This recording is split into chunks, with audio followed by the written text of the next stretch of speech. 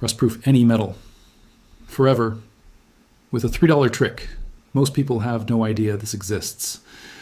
There is a liquid sitting in someone's kitchen right now that permanently bonds to iron and steel, stops rust from forming at the molecular level, and costs under $3.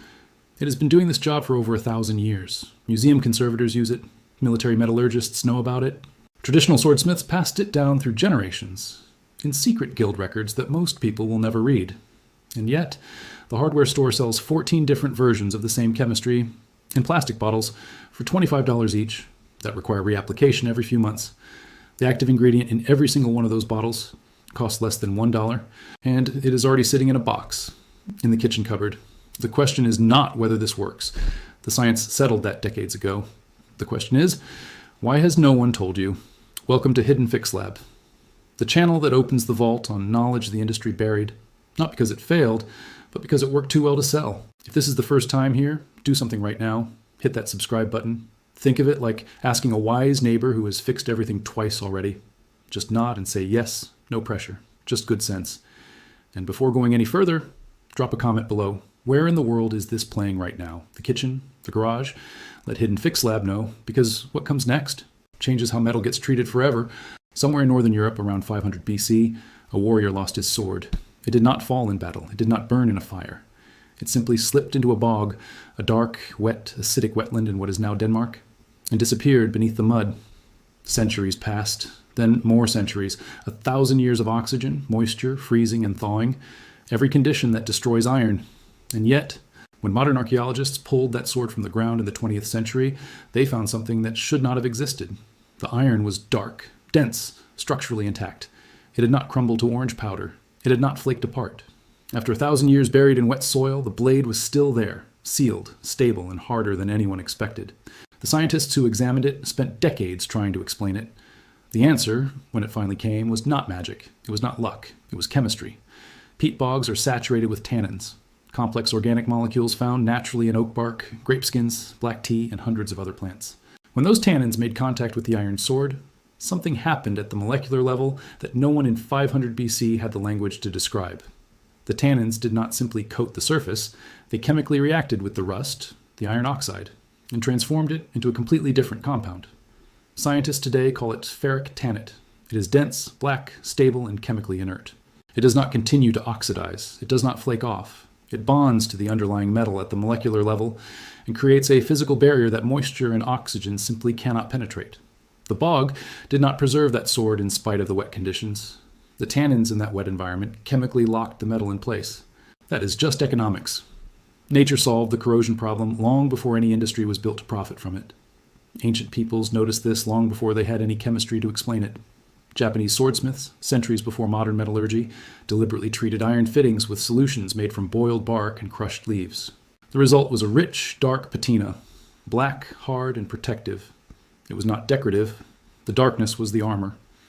In India, traditional blacksmiths used concentrated plant extracts to treat ceremonial iron objects built to last for generations. In China, iron preservation techniques involving plant acids appear in metallurgical texts stretching back over 2,000 years.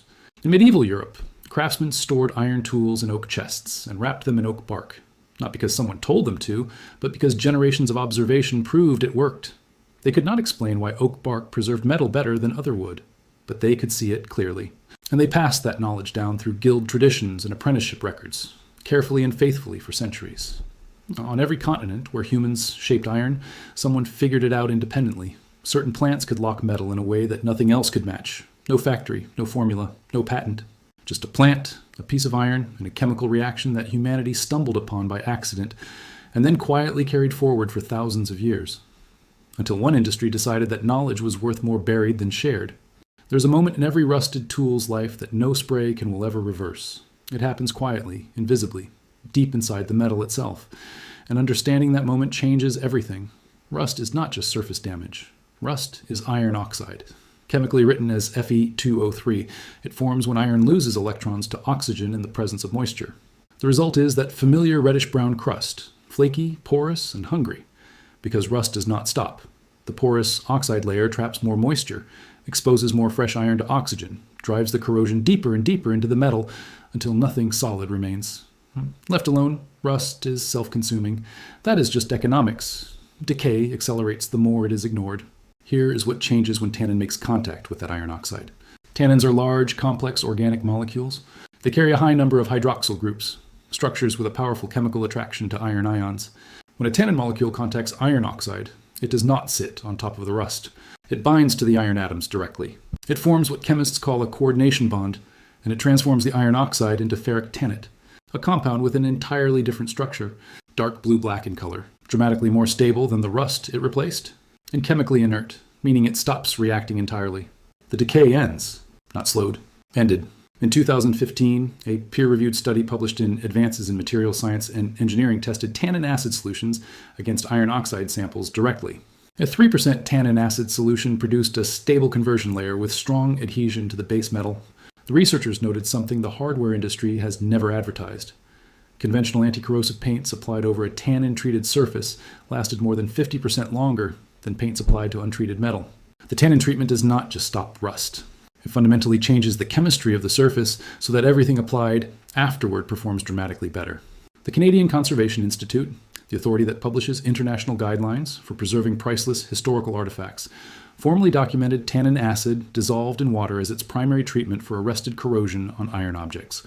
The Smithsonian uses it. Museum conservators protecting iron worth millions of dollars use it. And the hardware store sells 14 spray cans built on the same chemistry, each requiring reapplication every few months, each generating repeat revenue from customers who have no idea what is actually inside the bottle. That is not science failing the public. That is just economics. In 2016, an organization called NACE International sat down and calculated something that was never meant to reach the public in plain language. They added up the full global cost of corrosion. Every ruined pipeline, every corroded bridge, every failed vehicle frame, every degraded industrial asset on every continent. The number they arrived at was $2.5 trillion every single year, equal to 3.4% of the entire world's GDP. But buried inside that same report was a second number, a quieter number, one that almost no mainstream outlet ever published. Implementing currently available corrosion prevention best practices could save between $375 billion and $875 billion of that annual loss. The knowledge already existed. The method was already proven. The cost was negligible. NACE International published it. Peer-reviewed journals confirmed it. And the hardware store never mentioned it once. That is just economics. The global anti-corrosion coatings industry was valued at approximately $34 billion in 2024. It is projected to reach nearly $60 billion by 2034. That growth does not happen if the answer to corrosion costs $3 and comes in a box from the grocery store. So the industry did not suppress tannin chemistry because it failed. They built an entire commercial architecture around the gap between what is known and what is sold. 14 varieties of spray-on rust inhibitor, each with a patented formula, each requiring reapplication every few months, each sold by companies whose quarterly revenue depends entirely on customers never learning what is actually inside the bottle. The United States alone loses over $276 billion every year to rust damage. The Department of Defense spends an estimated $20 billion annually dealing with corrosion on military assets alone. These numbers are not the result of a knowledge gap. They are the result of a commercial gap, a deliberate distance between what is known and what is taught. Dr. Mikhail Dobrovolsky, a materials scientist whose work on organic corrosion inhibitors was published in peer-reviewed European metallurgy journals in the early 2000s, formally documented that plant-derived tannin solutions matched or outperformed phosphoric acid-based commercial converters on mild steel under controlled laboratory conditions. His findings were never picked up by mainstream hardware retail, never referenced in a single product label, never cited in a consumer-facing publication. His work sits in academic archives, accessible to anyone with a university login, invisible to everyone else. That is not an accident. A $34 billion industry does not grow by pointing customers toward a tea bag. You cannot patent a tea bag. You cannot trademark the oak tree. You cannot build a subscription model on something that has been sitting in a kitchen cupboard since before written language existed. So they did not need to erase the knowledge. They simply needed to make sure no one ever thought to look for it.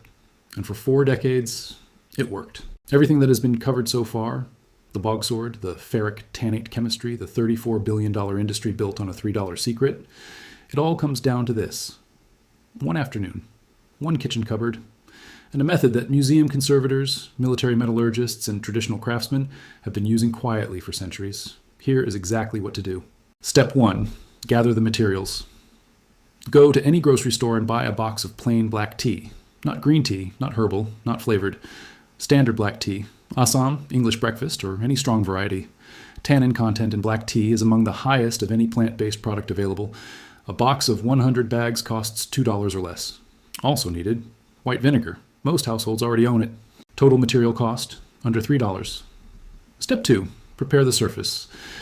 If there is loose, flaking rust on the metal surface, remove it mechanically first. A stiff wire brush, steel wool, or coarse sandpaper works perfectly. The goal is not to remove all rust. Light surface rust must remain because the tannin needs iron oxide present to trigger the chemical reaction. The loose, non-adherent material is removed. The stable rust layer underneath stays exactly where it is. That layer is the raw material the chemistry works with. Step 3. Brew the solution. Steep 5 to 6 tea bags in 1 cup of just boiled water for a minimum of 30 minutes. The solution must be as dark and concentrated as possible. The deeper the color, the higher the tannin concentration, and the more reactive the treatment will be. Add 1 teaspoon of white vinegar per cup of tea. The vinegar lowers the pH, acidifies the solution, and increases the availability of free iron ions for the tannin to bond with. The same reason commercial rust converters include phosphoric acid. Allow the solution to cool until warm, not hot. Step 4. Apply and observe.